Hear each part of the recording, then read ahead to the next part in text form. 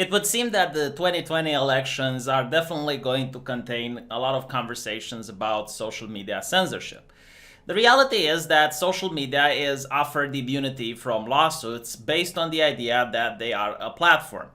What this means is that if someone would slander or use libel against me while using the platform of Facebook, I would not be able to sue Facebook because they are offered immunity. So I can only sue the person that issues the libel and slander.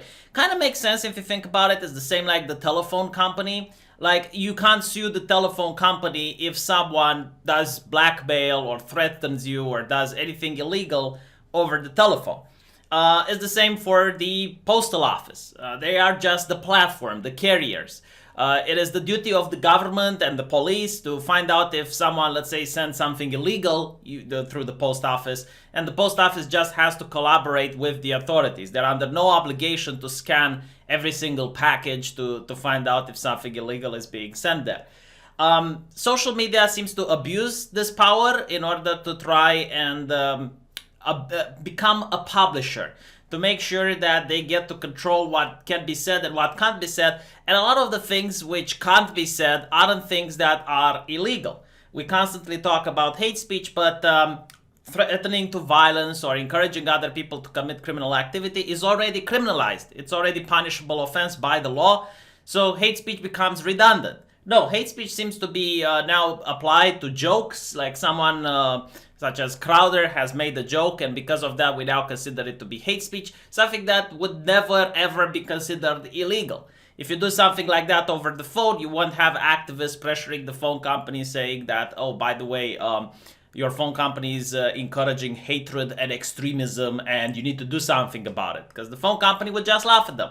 But this is what the activists have found out, that you don't have to go to the government, you don't have to go to anywhere else but directly to the Silicon Valley giants. And they notice the same system that operates in China, where the Chinese government uses social media to control how people think, how people behave in society, and they're trying to do the same in the United States. By bypassing the government, bypassing the legal system, and going directly to social media, because this is where the main platform exists when it comes to public dialogue.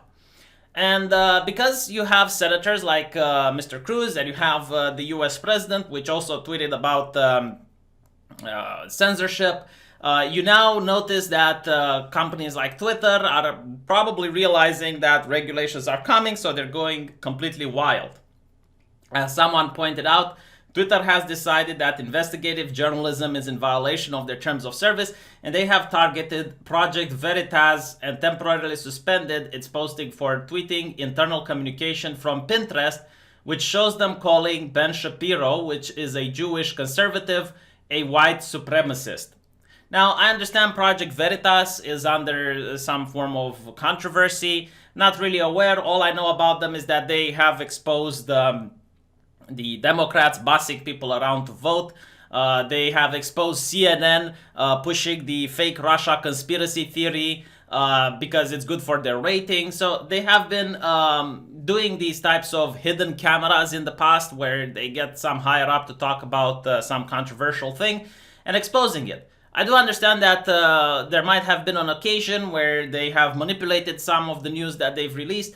But then again, this is what every single mainstream publication is doing. CNN has done this. The BuzzFeed with their Pissgate dossier have done this. You can't expect the whole media at the standard of 100% perfection, because then you wouldn't have any sort of mainstream media. What you need to do, however, is to make sure that the people know how to think for themselves and take every single news with a grain of salt. But obviously, this is not the case. So Project Veritas has tweeted this: Ben Shapiro content gets flagged. Pinterest employees debate the content in Slack. Pinterest employees call Ben Shapiro a white supremacy. Pinterest censors content about Ben Shapiro and adds to the sensitive term list, #live censored, and they provide the link with this happening. So because they have exposed this, it seems that this account determined violation of the Twitter rules, specifically for violating our rules against posting private information.